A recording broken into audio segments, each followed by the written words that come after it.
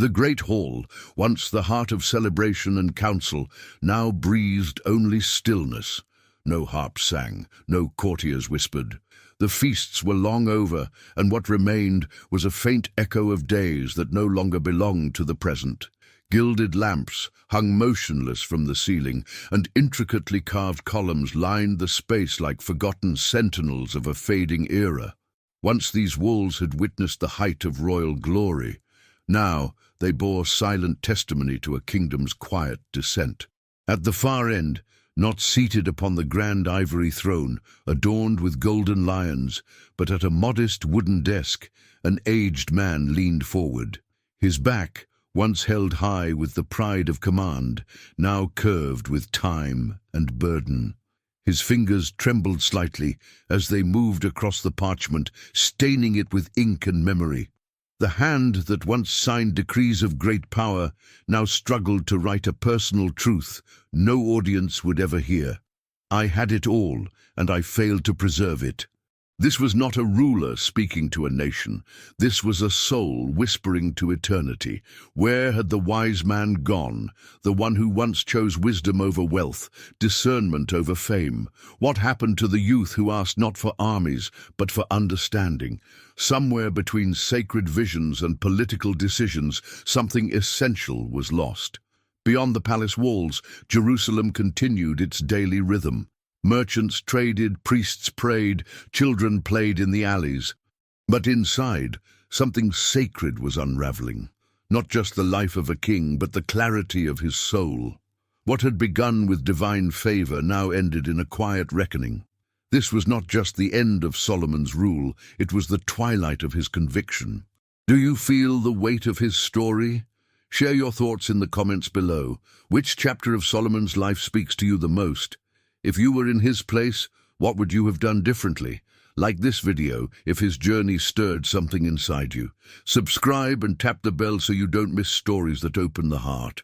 Share this video with someone who needs a wake-up call or a word of grace. Remember this, it's not how a story begins. What matters is how it ends. From a distance, servants watched him. None dared to approach. Whispers passed quietly among them. "He's writing a book," said one. "He's speaking with God," murmured another. But no one truly knew what thoughts stirred within the man once called the wisest of all.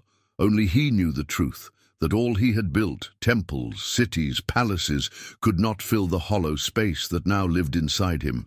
And so he wrote, slowly, thoughtfully, each word pressing into the parchment like a confession. As the ink dried, Solomon's eyes closed for a moment. His breath, steady and slow, matched the silence of the room. The only sounds were the quiet scratch of his pen and the slow rhythm of a man alone with his regrets. Unbeknownst to the world, this would not just be the final page of his reign. It would be the day he finally confronted everything he had chosen to ignore. Solomon had never been the strongest, not the most imposing, and certainly not the most expected heir. He had grown beneath the towering shadow of King David, his legendary father. While his brothers trained for battle, learning the art of the sword, Solomon lingered in quieter places, gardens, courtyards, libraries. He watched, he pondered, he listened. His weapons were thought and silence. Then, on a day like any other, as sunlight barely kissed the towers of Jerusalem, a messenger arrived with urgency. No sword, no threat. Only a command. The prophet Nathan must see you. Now. Confused, Solomon obeyed. He had done nothing remarkable. He had not proven himself in war. He barely understood his place in the royal family. Yet when he entered the room, he saw something had shifted. The prophet Nathan stood beside his mother Bathsheba and a weary, solemn King David. They all looked older, heavier with years and fate. Then came the words he never expected. "You will be the next king of Israel." The young man stood stunned. Him? What about the elder sons, the seasoned generals, the elders of the land? There had been no discussion, no preparation, just a summons and a decision already made. No fanfare followed. only a deep, quiet sense that a mantle had fallen upon him, not of honor but of destiny. Within him a single question began to stir. Why me? The answer wouldn't come quickly, but something inside him had already awakened. There was a yearning growing inside him, an inner pull that couldn't be silenced by titles or flattery. It wasn't ambition, nor the desire to be remembered. It was a craving for clarity, a hunger to understand the world not as it appeared, but as it truly was, beneath the surface. From that day forward, Solomon began to see with different eyes. He paid closer attention to his father's choices, to the expressions of the elders in the court, and to the patterns of past mistakes. He knew without a shadow of doubt that the weight of the crown would one day rest on his head, and he understood something essential. Might and renown were not enough to lead a people. Something deeper would be required. One night, long before that day came, he walked alone through the palace gardens. The stars blinked above like ancient witnesses. Surrounded by fragrant trees and still fountains, he paused, lowered his head, and spoke not to men, but to the heavens. "God," he whispered into the silence, "if you are truly the one who chose me, give me wisdom so I don't destroy what my father built." No thunder answered. No vision unfolded, yet within his chest a stillness took root, a quiet sense of grounding, as if for the first time the earth beneath him felt steady. From that moment on, Solomon's journey shifted, not because of a sudden strength or public applause, but because he had found purpose. Though he could not see what the future held, he knew this truth. The calling he carried was not made by human hands. Years passed. The unsure boy began to fade, replaced by a ruler admired across nations. His name echoed not because of conquest, but because of how he chose to lead. When his reign began, he did not seek glory. He did not crave fear or dominance. What Solomon sought above all was wisdom, not to impress, but to bring justice. Not to be exalted, but to guide with discernment and compassion. His first great act as king wasn't political, it was spiritual. He ordered the construction of a sacred house, a temple that would be more than stone and timber. It would be a signpost between heaven and earth. For years the work continued, laborers crafting each piece with reverence. And when it was done, when the last detail had been set in place, Solomon stepped forward before thousands. He knelt, no crown, no boast. He raised his voice in prayer, not asking for more wealth, but pleading that this place would be a meeting ground between the Almighty and his people. The crowd stood still, even the elders were moved. That posture of humility, of surrender, elevated Solomon in the eyes of the nation far more than a throne ever could. It wasn't long before news of this extraordinary king spread far beyond Israel's borders. From lands across the sea and desert, emissaries came bearing exotic gifts and endless questions. They had heard of a ruler who could unravel the hardest dilemmas, who governed with both strength and fairness, who spoke of life, of eternity, and the human soul with a clarity rarely heard. One story above all captured their admiration. Two women came, each claiming to be the mother of the same infant. With no evidence and no witnesses, the case seemed impossible. But Solomon, calm and observant, made a bold suggestion: cut the child in half and give each woman a portion. The crowd gasped. One woman cried out, begging that the child be spared and given to the other.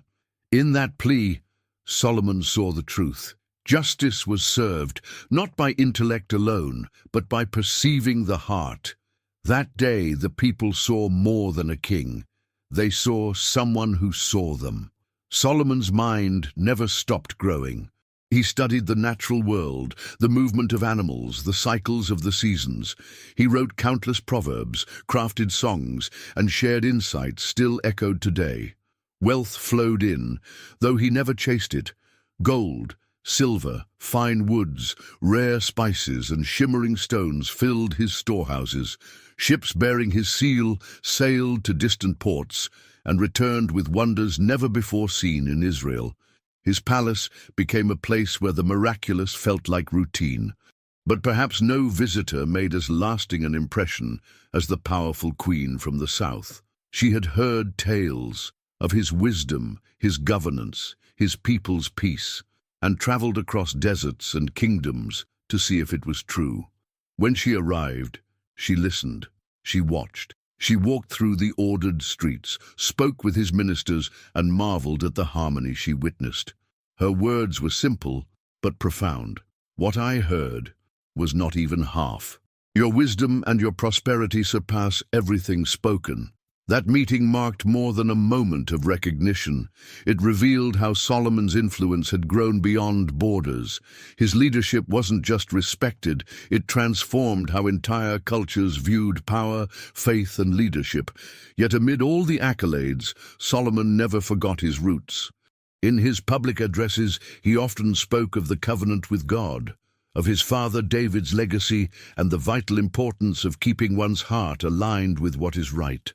Israel, under his rule, stood in its golden age.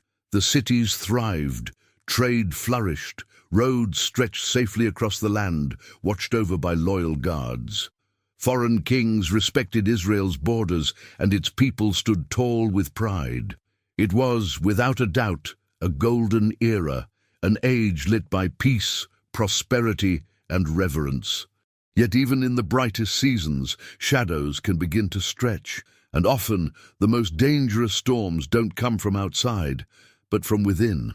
While the nation celebrated victories and admired their rising temple, a quiet shift began inside the heart of its king. No one noticed, not the priests, nor the builders, nor the governors, but beneath the crown and robes, something began to stir, a silent change rooted deep in the soul of Solomon. Long before the first stone of the temple was laid, a different blueprint had been etched within him. This wasn't merely architecture. It wasn't just about gold, cedar, or symmetrical measurements. To Solomon, the temple was an answer, an offering beyond human admiration. As a child, he had listened to his father David speak with passion about the Ark of the Covenant, the cloud that once hovered above the desert camp, and the divine voice that thundered from Sinai. David had longed to build a permanent home for that presence, but his hands, marked by war, were not chosen. The task had been reserved for another. When Solomon finally understood that this calling rested on his shoulders, he didn't see it as a means to elevate his name. He saw it as a sacred obligation. Planning the temple took years. It was not a project to be rushed. Every measurement had to align with something greater than aesthetics. Every gate, every vessel, every beam had to speak of reverence. He imported materials from distant kingdoms, cedars from Lebanon, stones cut to precision, rare metals refined by expert craftsmen. Nothing was spared. Yet despite the magnificence, something unsettled him. One night, alone in the inner courtyard of the palace, Solomon stood beneath the stars. He lifted his eyes and whispered a thought he had never voiced before. What if God doesn't want a building, but a heart? The question lodged itself within him like a seed. The work continued at full speed. Teams labored day and night. All of Israel watched the progress with anticipation. But Solomon wasn't just overseeing the construction, he was wrestling with the purpose. Were they simply building a structure, or were they responding to something sacred? Was the outward progress matched by inner transformation? Then came the day of dedication. Thousands gathered. Elders, priests, mothers with children on their shoulders. No one wanted to miss history, but when Solomon stood on the platform, he didn't deliver a speech about grandeur. He didn't recite figures or parade success. He lifted his hands toward the sky and prayed. The prayer wasn't rehearsed. It wasn't written by scribes. It poured from a place only he and God knew. He didn't ask for triumph. He pleaded for mercy. He didn't speak of dominance. He begged for grace. He spoke of generations unborn, of people who might one day wander far from their faith, of exile and repentance. And he asked, should they turn their hearts back, that the God of heaven would hear them. As the final words left his lips, something extraordinary happened. A thick cloud descended and filled the entire sanctuary. The people froze. Visibility vanished. Silence fell like a blanket. It felt as if heaven had responded, not with words but with presence. That day, the temple ceased to be a structure. It became a sacred symbol. But what no one knew was that while others rejoiced, Solomon didn't sleep that night. While laughter echoed through the courts, he sat alone in his chamber, hunched over a scrap of parchment. His ink-stained fingers moved slowly as he wrote a line that revealed what stirred inside him. The presence does not dwell in walls, but in obedience. He had come to understand a truth that few dared to speak, that no fragrance of incense, no ritual offering, no golden altar could replace a heart aligned with righteousness. The invisible would always weigh more than what the eyes could see. From that night onward, Solomon became more introspective. He withdrew from grand councils, choosing moments of solitude. He walked alone through the empty temple corridors, his footsteps echoing in the silence. He studied every detail, not to admire the craftsmanship, but to seek signs. In those still moments, he would wonder, did the people truly understand what this meant? Did they see beyond the marble and gold? Did they grasp that this temple was not a magical shelter, but a visible reminder of an invisible relationship? Sometimes he feared they didn't, but time continued moving forward. With time, something imperceptible began to shift, not in the stones of the temple, but in the hearts of the people. What had once been sacred began to feel rehearsed. The rituals that once stirred awe now repeated like hollow echoes. The prayers once lifted with trembling reverence began to sound memorized, routine. Some came out of habit, not out of hunger for the divine. Solomon noticed. He didn't speak of it aloud, but the weight of it settled on him like morning fog. One day, from the upper terrace of his palace, he watched as the citizens moved in and out of the temple courts. Some hurried, some distracted, some indifferent.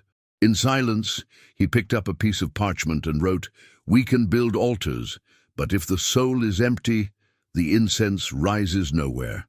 That single line marked a quiet turning point in his spirit. The temple, his greatest earthly accomplishment, began to feel incomplete.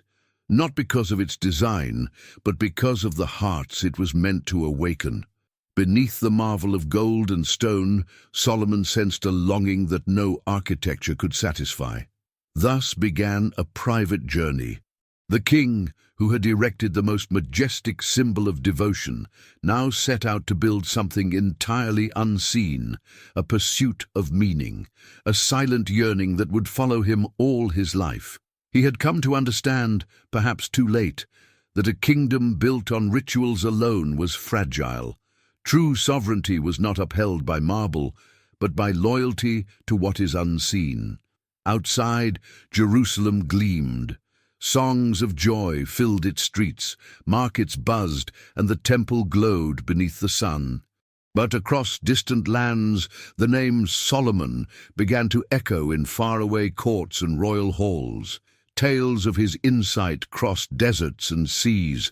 Travelers whispered of a monarch not only clothed in unmatched wealth, but also blessed with wisdom that transcended generations. In foreign palaces, his image became legend. They spoke of a man who could discern intentions before a word was spoken, who unraveled the most tangled disputes with a single phrase, who led not by fear, but with calm authority. A ruler so centered in himself that nations served him with gladness. His reputation knew no borders. Gifts began to arrive from rulers of every kind, vessels of silver and gold, fragrant spices, exotic creatures, dazzling gems. These were more than diplomatic offerings. They were reverent acknowledgments that something rare was unfolding in Israel. Among all these honored guests, one figure stood out, a queen from a distant southern realm. Stories of Solomon's wisdom had traveled so far that she herself had to know if they were true. Her arrival was nothing short of extraordinary, a royal procession with hundreds of servants, camels bearing rare treasures, and chests filled with incense and jewels. She did not come seeking alliance, nor to display might. She came with questions. Over the span of several days, she presented Solomon with riddles, enigmas, and challenges. But the king did not respond with pride or haste. He explained with patience, drawing from nature, history, and the quiet truths of daily life. She watched him closely, expecting arrogance, but found humility. She anticipated self-importance, but discovered serenity wrapped in clarity. Eventually the queen stood before her attendants and confessed, "What I heard in my land was not even half. Your wisdom, your leadership, the joy of your people, your faith, all surpass what I ever imagined." This was no flattery. It was admiration shaped by revelation. She recognized that though she wielded great power, it could not compare to the quiet strength Solomon carried from within. His authority was not imposed. It radiated from the harmony of soul and mind. Her visit opened the gates wider. Soon Jerusalem became a center for dialogue among cultures. Merchants, philosophers, artisans, and counselors journeyed to its gates, eager to witness this ruler who united material splendor with spiritual depth. Solomon welcomed them. He did not turn away the foreigner. He was not threatened by difficult questions. He guided guests through palace gardens, shared his writings, and even played the melodies he composed. His court became a place of beauty and reflection. His proverbs were copied, his verdicts studied. His leadership began to ripple into regions that had never worshipped the God of Israel. Nations bowed, not merely to the might of his kingdom, but to the light of what he symbolized.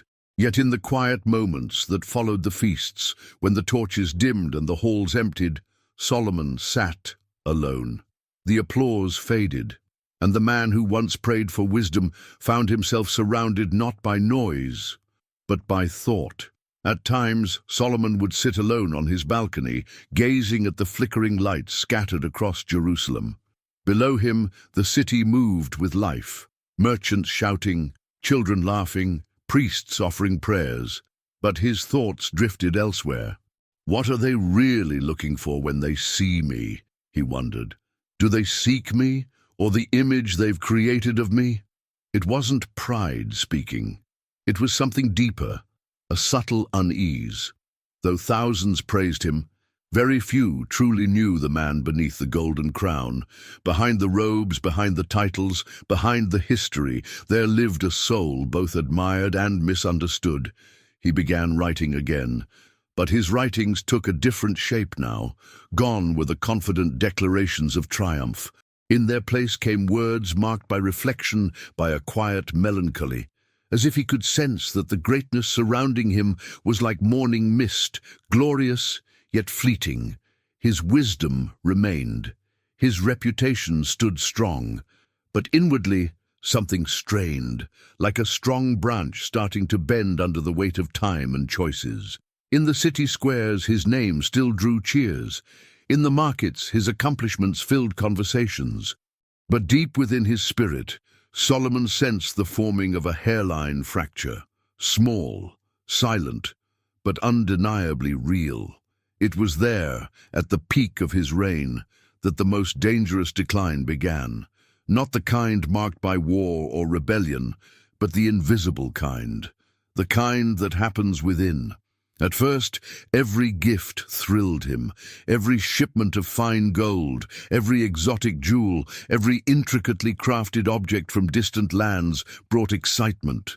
His throne gleamed brighter, his palace corridors filled with imported tapestries, and his storerooms overflowed with treasures. But with time, abundance lost its wonder.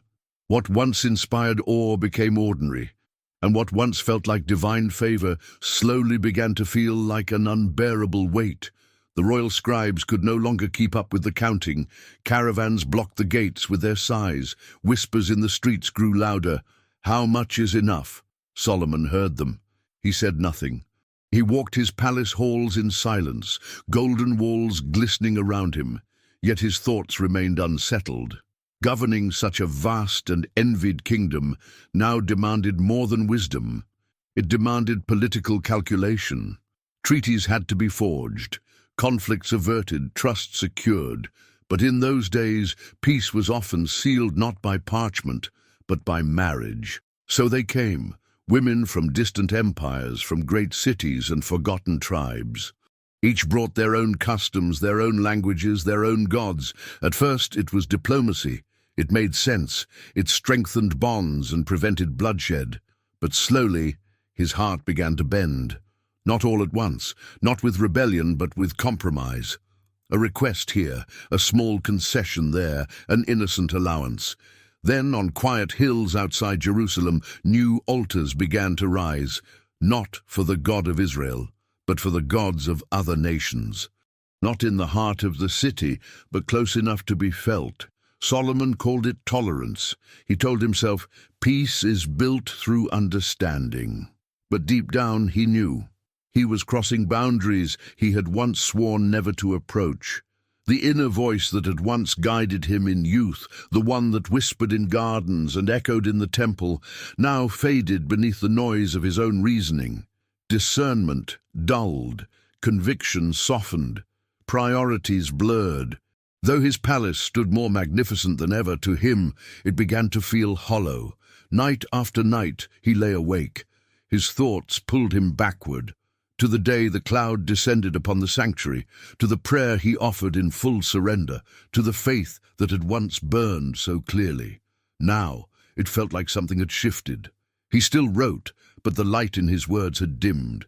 He observed the world, but meaning eluded him. He listened, but clarity never came. Something inside had weakened, and he couldn't trace when it began. One evening he passed by a newly built shrine on a hill. A small group gathered, burning incense before a foreign image. He stopped, watched, and moved on. Not because he agreed, but because he no longer had the strength to resist. The gold continued to pour in. Diplomats still arrived bearing lavish gifts. Artisans from distant lands brought rare offerings. But Solomon's heart no longer rejoiced. The burden of maintaining a flawless image had grown too heavy to carry. The ornate walls could no longer conceal the restlessness inside him. Music filled the palace chambers, but not even the most skilled musicians could drown the weight of his guilt. Gone were the days of pure joy. In their place came mornings clouded with confusion and evenings soaked in regret.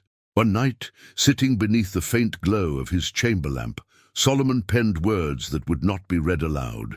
I am surrounded by greatness, yet I lack direction. I have everything, and still feel far from purpose. He could no longer defend his own decisions. The man who once prayed for wisdom now acted without seeking counsel. The leader once known for integrity had begun drifting from the very path that had made him wise. The court still honored him. The people still chanted his name. But one question echoed endlessly within: was God still with me? That question became a constant shadow, haunting his thoughts and waking him in the early hours. He sought answers. He consulted the priests. He fasted in solitude. But all he received was silence. Around him, the atmosphere began to change. Trusted advisors of old retired or stepped away. New faces filled the court, eager, charming, and dangerously ambitious. Their loyalty wasn't to the covenant, but to their own gain. Slowly, self-interest began to erode the once unified spirit of his kingdom. Meanwhile, Solomon kept accumulating. More gold, more wives, more palaces, but none of it quieted the void expanding within. He came to a painful realization. Gold, when held with humility, can serve, but when it begins to rule the mind, it imprisons the soul. And without realizing it, Solomon was no longer the architect of his kingdom, but a captive within his own grandeur. For many years he had been known as the man who communed with God. He had received dreams, clear divine revelations. Twice the voice of the Almighty had spoken to him directly. It had not been myth nor legend. It was a real bond, sacred and alive. But now only silence remained. The nights grew longer and heavier. He would lay down hoping for a whisper from heaven, but awakened to emptiness.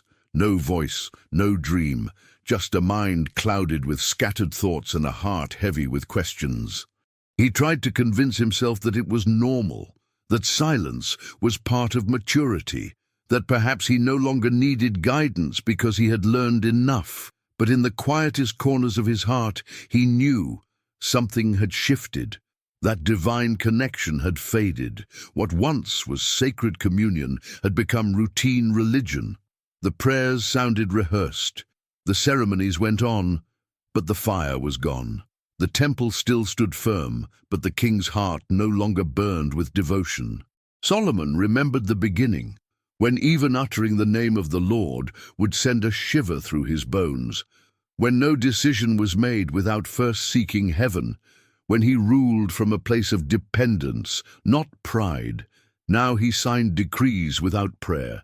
He sealed alliances without discernment. His motivations had moved from conviction to convenience, and the heavens, once near, now felt distant. One night, he locked himself alone in one of the palace chambers.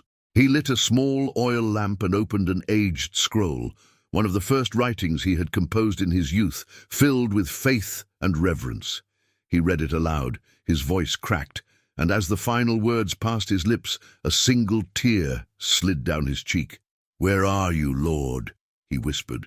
No thunder replied, no angel stirred, just the faint hiss of the flame, slowly consuming the wick of the lamp.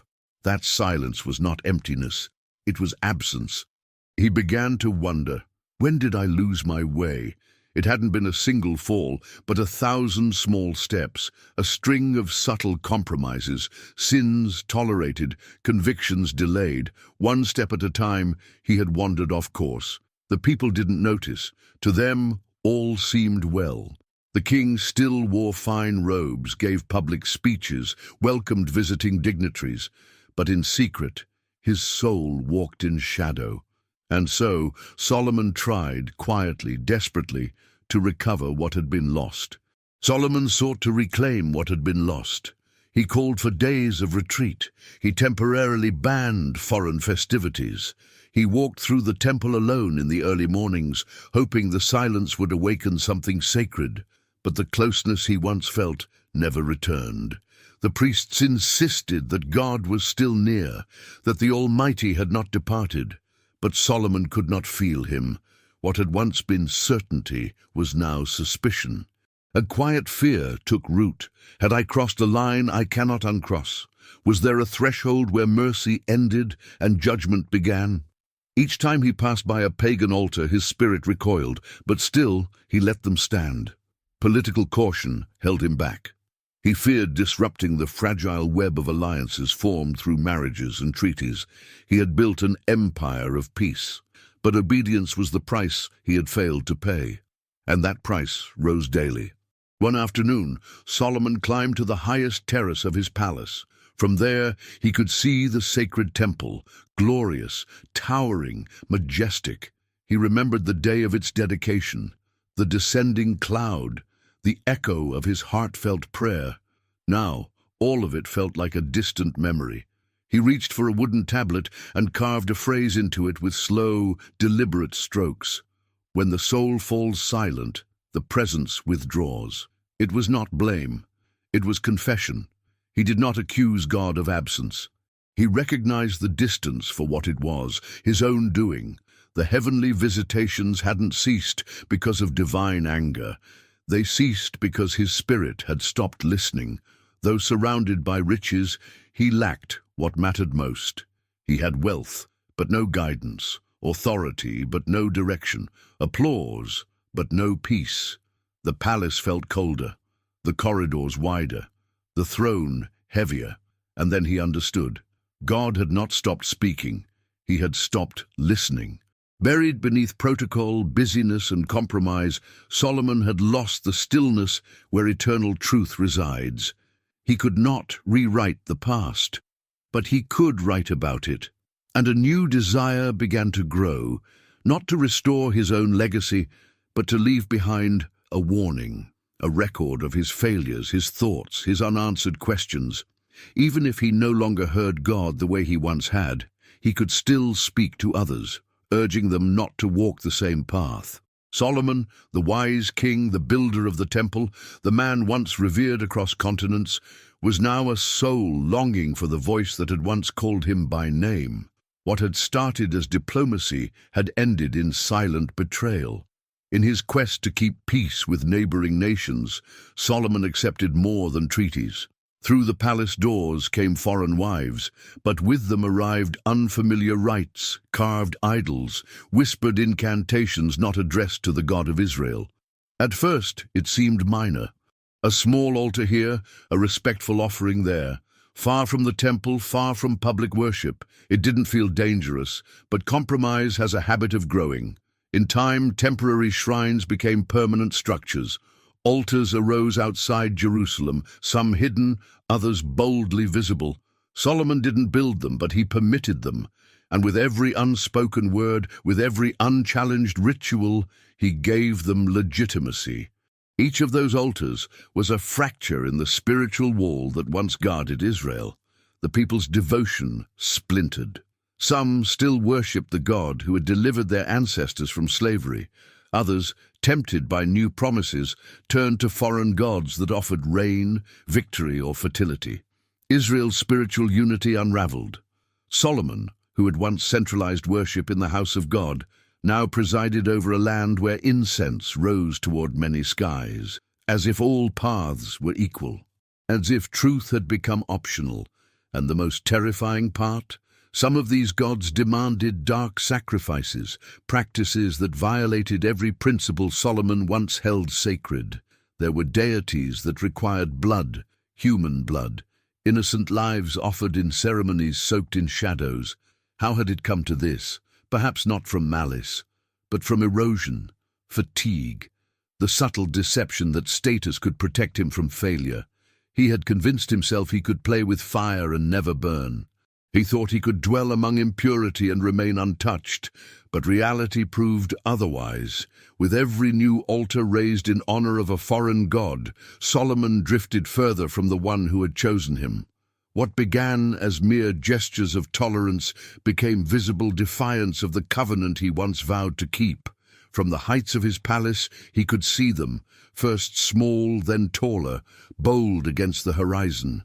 These altars looked solid, but they stood on sand. They were temples with no foundation, monuments to illusions, challenging the Creator himself. One night, while gazing from his terrace, a strong wind swept across the hills. One of the shrines, poorly built, collapsed in seconds. Dust and rubble scattered across the path. Solomon said nothing, but something in him trembled. It was as if the heavens whispered, "So shall fall every altar that does not honor me." And still, he did not act. Perhaps he feared conflict, or pride held him back. Or maybe he no longer knew how to return to where it all began, where everything was clear. His scribes continued logging taxes, his architects drew plans for more palaces. But the soul of the nation was weakening, the unseen was crumbling. Economically, Israel still thrived, spiritually it fractured. Solomon watched his decline unfold before him. He knew he was off course. Every time he tried to pray and found no words, every time he walked the temple halls and felt no presence, every time he read sacred scrolls and found no comfort, the altars he permitted weren't built on stone, but on dust. They offered the illusion of permanence while hiding decay. And though he knew they had to fall, he hesitated. Because when the heart is divided, action is delayed. And when delay becomes habit, destruction deepens. The great king who once wrote of wisdom was now witnessing the unraveling of what he built, not through war but through silence. The kingdom did not fall in one night. It unraveled piece by piece, just like the torn cloak of a prophet named Ahijah. And in the quiet, Solomon finally understood. The greatest loss wasn't the land or the throne.